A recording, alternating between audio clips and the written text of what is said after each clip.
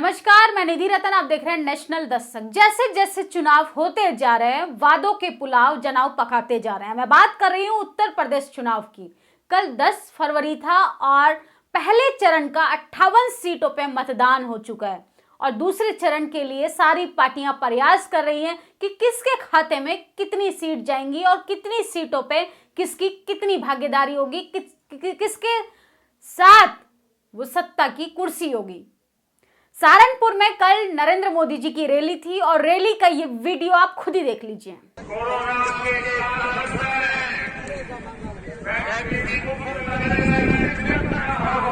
ये खाली कुर्सियां बयां कर रही हैं उनके 6 साल के विकास को। ये खाली कुर्सियां वो दिखा रही हैं उन्होंने जो उत्तर प्रदेश में योगी आदित्यनाथ ने जो डेवलप किया, जो कमाया, जो उन्होंने एक आदर्श सीएम के नाते अपनी भागीदारी निभाई, उसको एक खाली कुर्सियां चीख चीख कर बोल रही हैं कि आखिर भारतीय जनता पार्टी का विकास कहाँ है।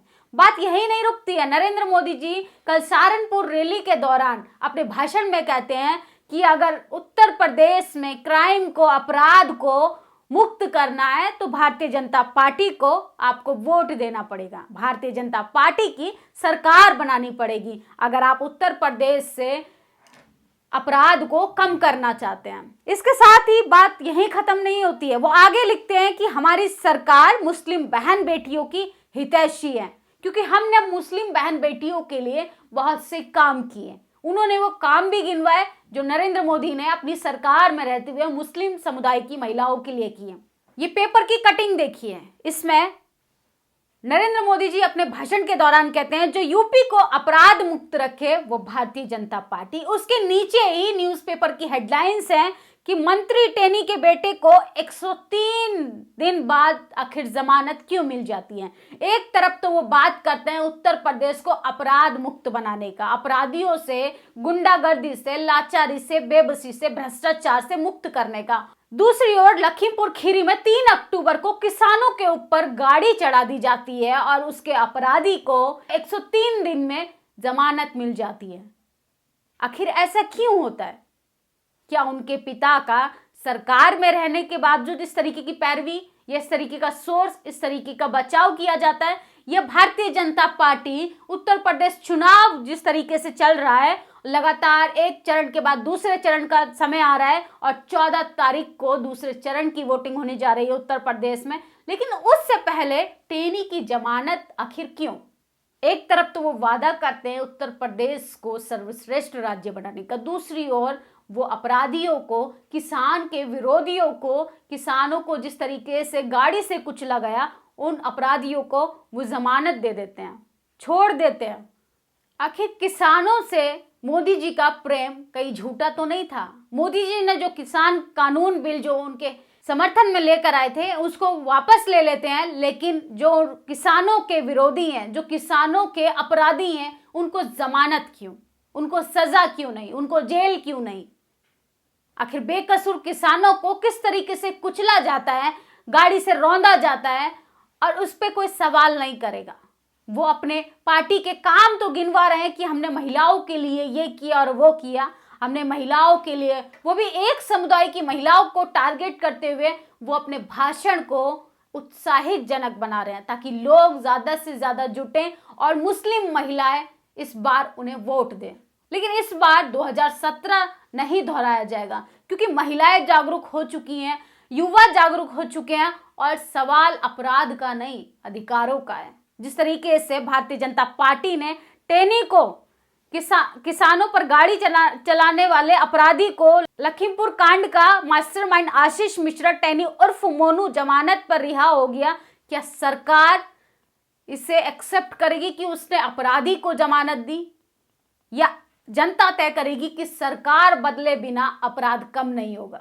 या आज के आप हर न्यूज़पेपर की हेडलाइंस देखेंगे तो मोदी जी के जो वादे हैं, सहारनपुर में जो वादे किए उन्होंने महिलाओं को लेके, महिला हितैषी जो बन रहे हैं, वो मुस्लिम बहन बेटियों की सुरक्षा को लेके सवाल कर रहे थे, भाषण में बात कर रहे थे और तमाम तरीके की चीज़ें उन्होंने बोली। उत्तर प्रदेश में हमने महिलाओं के लिए बहुत सारी चीज़ें की। उसी उत्तर प्रदेश में हाथरस, उन्नाव, लखीमपुर खीरी और सहारनपुर, कानपुर जैसी जगहों पे महिलाओं का हर दिन बलात्कार होता है और बलात्कार के साथ उनको किस तरीके से बेरहमी से मार दिया जाता है, किस तरीके से बर्बरता की जाती है, इस पर हमारी प्रशासन व्यवस्था खामोश रहती है, सरकार खामोश रहती है। और सरकार की अगर हम बात करें, योगी आदित्यनाथ की बात करें, तो वो ठाकुर जाति से आते हैं और वो अपने भाषण में कहते हैं एक इंटरव्यू के दौरान कि हम ठाकुर हैं तो ठाकुर पुलिस वालों का ही साथ देंगे, इसमें बुराई क्या है।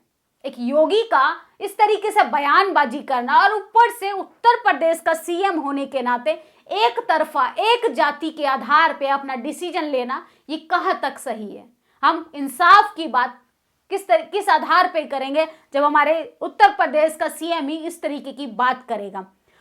आज मायावती ने उन्नाव में जिस तरीके से एक महिला के साथ बर्बरता की, वो बेहद शर्मनाक है। इस पे बीएमओ सुप्रीमो मायावती लिखती हैं कि उन्नाव जिले में सपा नेता के खेत में दलित युवती का दफनाया हुआ शव बरामद हुआ। ये दुखद की बात है, गंभीर मामला है।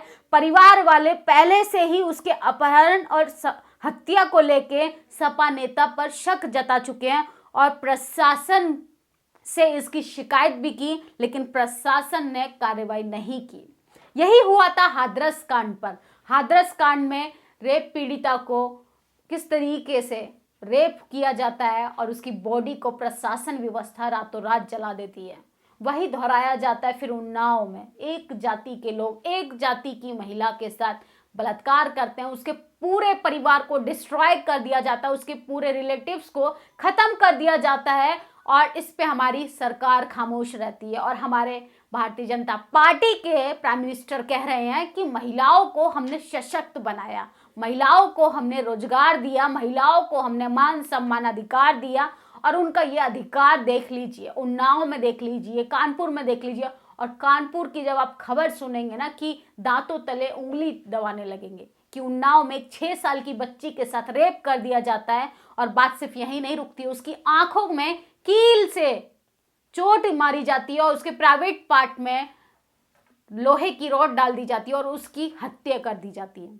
सोचिए, एक सपा नेता के द्वारा एक लड़की का शव बरामद करना, उसको दफनाया, कितना बड़ा अपराध है। आखिर पार्टी के लोग ही इस तरीके से चीजें करेंगे तो आम इंसाफ के लिए इंसाफ की मांग हम किससे करेंगे?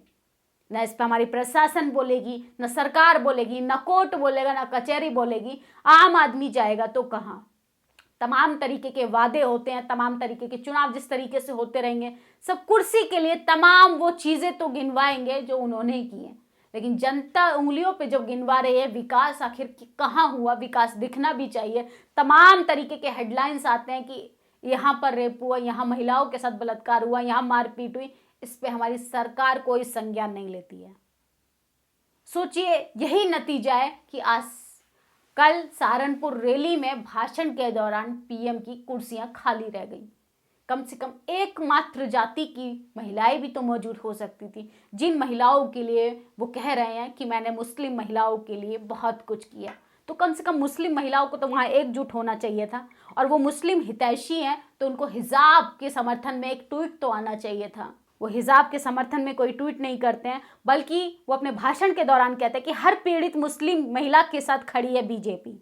और इसके साथ ही प्रधानमंत्री नरेंद्र मोदी सहारनपुर उत्तर प्रदेश में गुरुवार को एक चुनावी रैली में कहते हैं कि बीजेपी सरकार हर पीड़ित मुस्लिम महिला के साथ खड़ी है। उन्होंने कहा, मुस्लिम बहन बेटियां हमारी साफ नीयत को भली भांति समझती हैं, उन्हें हमने 3 तलाक से मुक्ति दिलाई। सोचिए, इस तरीके की बकलोलियां कर रहे हैं हमारे प्रधानमंत्री, इस तरीके से झूठे पुलाव पका रहे हैं, और आम आदमी के हाथ में क्या है? सिर्फ घंटा और खाली ताली। बस ये बचा है, ना आपके बच्चे के लिए रोजगार है, ना आपके बच्चे के लिए अच्छा एजुकेशन है, ना आपके बच्चे के लिए आने वाला उज्जवल भविष्य। वो तमाम तरीके की नीतियां लाएगी, तमाम तरीके के आपको झूठे वादे दिखाएगी, तमाम तरीके की पॉलिसी आपके सामने रखेगी, सिर्फ तब तक जब तक सत्ता की कुर्सी उसके हाथ में नहीं जाती है। हमने कल ग्राउंड रिपोर्ट की, ग्राउंड रिपोर्ट में लोग बोल रहे थे कि हमें नहीं पता कि भारतीय जनता पार्टी का एमएलए कौन है। वो वोट के टाइम दिखता है, लेकिन पूरे 5 सालों में आखिर कहाँ चला जाता है। हम अगर जाते भी हैं उसे पूछने कि आप चलिए वहाँ विकास करना है, तो वो कहते हैं मुझे तुम लोगों की वोट की ज़रूरत नहीं है, तुम जाओ। सोचिए, इस तरीके का स्टेटमेंट क्यों देते, इस तरीके का साहस कैसे आता है भारतीय जनता पार्टी के नेताओं में किस तरीके से वो आम आदमी के वोट की कीमत नहीं जान पाते, आम आदमी के सपनों को किस तरीके से वो डिस्ट्रॉय कर देते, किस तरीके से ख़त्म कर देते, किस तरीके से उन अधिकारों को, उनके संवैधानिक अधिकारों को खारिज कर देते सिर्फ एक सत्ता की कुर्सी के लिए। तो आपको तय करना है। पहले चरण का वोटिंग बताएगा, अभी हम जाएंगे ग्राउंड रिपोर्ट करने तो आपको दिखाएंगे एग्जिट पोल कि आखिर पहले चरण के दौरान किसकी सत्ता बनती है। लेकिन दूसरे चरण की तैयारी शुरू हो चुकी है, तमाम पार्टियां अपने प्रचार प्रसार में लग चुकी हैं। आपको तय करना है कि आपके बच्चे के लिए क्या ज़रूरी है। रोटी रोजगार शिक्षा ज़रूरी है, ना कि मंदिर मस्जिद और झूठे पुलाव। इन सब चीज़ों को लेके आप लोगों की क्या प्रतिक्रिया है, अपनी राय ज़रूर दें। धन्यवाद। नेशनल दस्तक की आपसे गुजारिश है कि अगर इसको बचाना चाहते हैं तो नेशनल दस्तक को सब्सक्राइब करने के लिए रेड कलर के सब्सक्राइब बटन को दबाएं, फिर बेल आइकन की घंटी दबाएं। नेशनल दस्तक को बचाने के लिए बहुत जरूरी है कि हर खबर को शेयर करें, लाइक करें, कमेंट जरूर करें।